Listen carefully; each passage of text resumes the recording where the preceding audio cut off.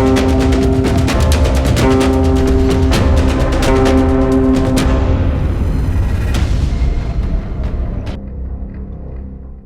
हिंद दोस्तों and welcome back to the Chaudhary show. आज हम बात करेंगे मिडिल ईस्ट के उस हॉट टॉपिक की जो हेडलाइंस में छाया हुआ है, इजराइल और ईरान के बीच बढ़ते टेंशन की। जानेंगे क्या है इसकी वजह, इसका दुनिया और हमारी इंडियन इकोनॉमी पर क्या असर पड़ेगा, सब कुछ जानेंगे इस वीडियो में, तो एंड तक बने रहिए। और अगर आप हमारे चैनल पे नए हैं तो सब्सक्राइब करना ना भूलें ताकि फ्यूचर में ऐसी इंफॉर्मेटिव वीडियोस आपसे मिस ना हो। तो सबसे पहले जानते हैं कि कॉन्फ्लिक्ट शुरू कैसे हुआ। देखिए, ईरान और इजराइल के बीच दुश्मनी कोई नई नहीं है।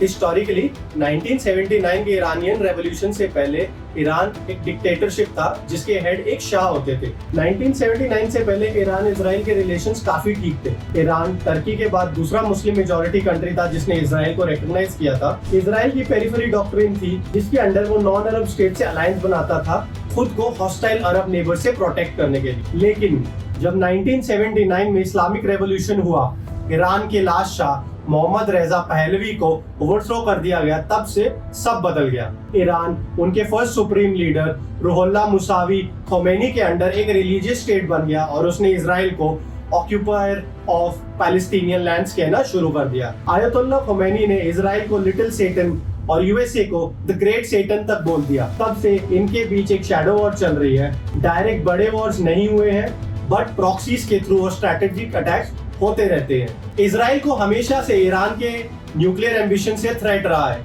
इसको रोकने के लिए इजराइल ने ईरान की न्यूक्लियर फैसिलिटीज पे अटैक भी किए हैं और 2010 में तो स्टक्सनेट वायरस का यूज किया गया था जिसे यूएस और इजराइल ने मिलकर बनाया था नतान्स न्यूक्लियर साइट को टारगेट करने के लिए। ये वही नतान्स साइट है जिसपे यूएस ने 22 जून 2025 को बॉम्बिंग भी की। दूसरी तरफ ईरान ने भी एंटी इजराइल ग्रुप जैसे लेबनान के हिजबुल्ला और गाजा स्ट्रिप में हमास को सपोर्ट और फंड्स दिए हैं। अक्टूबर 7, 2023 को हमास के इजराइल अटैक्स के बाद टेंशंस और ज्यादा बढ़ गए और हाल ही में अप्रैल 2024 में ईरान ने डायरेक्टली इजराइल पर मिसाइल अटैक भी किया था उसके कॉन्सुलेट पर दमास्कस सीरिया में हुए स्ट्राइक के जवाब में।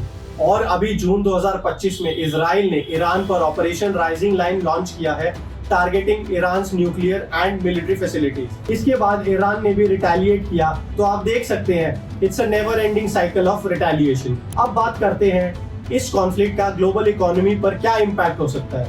ये बहुत सीरियस है स्पेशली वर्ल्ड के एनर्जी सेक्टर के लिए। Number 1, oil prices. ईरान दुनिया का third largest crude oil producer है ओपेक के अंडर। अगर ये कॉन्फ्लिक्ट एस्केलेट होता है और ईरान के ऑयल इंस्टॉलेशंस टारगेट होते हैं तो क्रूड ऑयल प्राइसेस स्काईरॉकेट कर सकते हैं। जब जून 13 को इजराइल ने स्ट्राइक्स किए थे, ब्रेंट क्रूड प्राइसेस 10% तक बढ़ गए थे। एक्सपर्ट प्रेडिक्ट कर रहे हैं कि ये $100 पर बैरल तक जा सकते हैं, which is a very huge jump. Number 2, straight of Hormuz. सबसे बड़ा कंसर्न है स्ट्रेट ऑफ हॉर्मुज।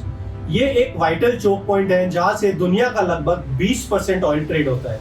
अगर ईरान इस ट्रेड को ब्लॉक करता है या यहाँ शिपिंग डिसरप्टेड होती है तो ग्लोबल सप्लाई चेन में बहुत बड़ी प्रॉब्लम्स आ सकती है।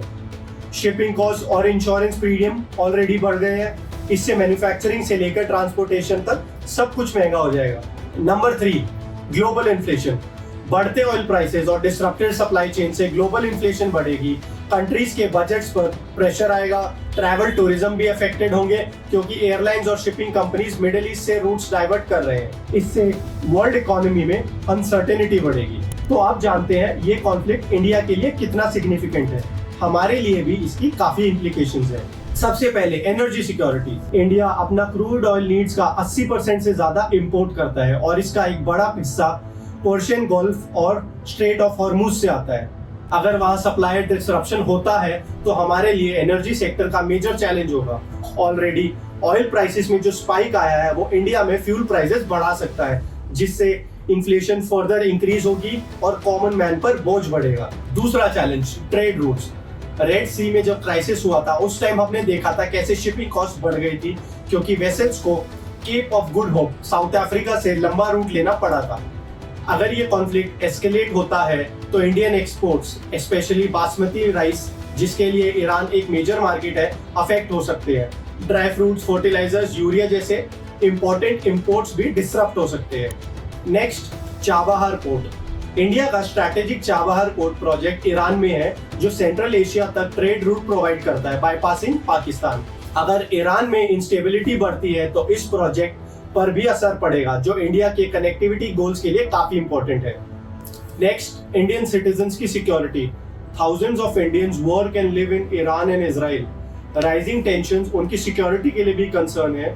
इंडियन गवर्नमेंट ने ऑलरेडी ट्रैवल एडवाइजरीज इशू किए हुए हैं और ऑपरेशन सिंधु जैसा इवैक्यूएशन मिशन भी चालू है। फाइनली जानते हैं ईरान की न्यूक्लियर कैपेबिलिटीज कितनी है, क्या वो न्यूक्लियर बॉम्ब बना सकते हैं या उसको बनाने के कितने करीब है। देखिए, ईरान कंसिस्टेंटली कहता रहा है कि उसका न्यूक्लियर प्रोग्राम पीसफुल पर्पस के लिए है, जैसे एनर्जी प्रोडक्शन, लेकिन वेस्ट और इजराइल को हमेशा से डाउट रहा है कि Iran secretly nuclear weapons develop कर रहा है। 2015 JCPOA, which stands for Joint Comprehensive Plan of Action, also known as Iran nuclear deal के तहत ईरान यूरेनियम को 3.67% तक एनरिच कर सकता था, लेकिन नवंबर 2024 तक ईरान ने 60% तक एनरिच यूरेनियम का 182 kg का स्टॉक पाइल कर लिया है। यहाँ नोट करने वाली बात यह है कि वेपन्स ग्रेड यूरेनियम के लिए 90% एनरिचमेंट चाहिए होता है, लेकिन 60% से 90% तक पहुंचना रिलेटिवली इजी होता है। एक्सपर्ट्स का कहना है कि 2024 के एंड तक ईरान के पास इतना एनरिच यूरेनियम था कि वो 5 से 6 न्यूक्लियर बम्स के लिए मटेरियल 2 हफ्ते से भी कम टाइम में बना सकता है। ये टाइम ब्रेकआउट टाइम कहलाता है। अगर ईरान पॉलिटिकल डिसीजन ले तो वो 6 महीने में 1 क्रूड बम बना सकता है, और अगर मिसाइल डिलीवरेबल वॉरहेड चाहिए तो 1 से 2 साल तक लग सकते हैं। ईरान ने इंटरनेशनल एटॉमिक एनर्जी एजेंसी के इंस्पेक्शंस पर भी रेस्ट्रिक्शंस लगाए हैं, जिससे उनके न्यूक्लियर एक्टिविटीज को फुली मॉनिटर करना डिफिकल्ट हो गया है। हालांकि यूएस इंटेलिजेंस कम्युनिटीज अभी भी असेस करती है कि ईरान न्यूक्लियर वेपन नहीं बना रहा है, बट उनकी एक्टिविटीज उन्हें वेपन प्रोडक्शन के बेटर पोजीशन में जरूर लाती है। तो दोस्तों, ईरान और इजराइल का ये कॉन्फ्लिक्ट सिर्फ मिडिल ईस्ट तक सीमित नहीं है, इसके ग्लोबल जियोपॉलिटिकल, इकोनॉमिक और सिक्योरिटी इम्प्लीकेशंस भी है। इंडिया जैसे कंट्रीज के लिए जो एनर्जी इंपोर्ट्स पर हेविली डिपेंडेंट है, ये एक कॉम्प्लेक्स चैलेंज है, जहां हमें अपने एनर्जी इंटरेस्ट प्रोटेक्ट करने हैं, ट्रेड रूट्स को सेफ रखना है और साथ ही डिप्लोमेसी के थ्रू पीस एस्टैब्लिश करने में हेल्प करनी है। तो हम उम्मीद करते हैं आपको ये कॉम्प्लेक्स टॉपिक थोड़ा सिंपल लगा होगा। अगर आपको ये वीडियो पसंद आया तो लाइक करना मत भूलिएगा, शेयर कीजिए अपने दोस्तों के साथ और उनको बताइए कि अभी ईरान इजराइल में क्या चल रहा है, और चैनल को सब्सक्राइब जरूर कीजिए ऐसी इंफॉर्मेटिव वीडियोस के लिए। आपके क्या थॉट्स हैं इस कॉन्फ्लिक्ट पर कमेंट सेक्शन में जरूर बताइए। मिलते हैं अगले वीडियो में, तब तक के लिए ध्यान रखिए, सेफ रहिए।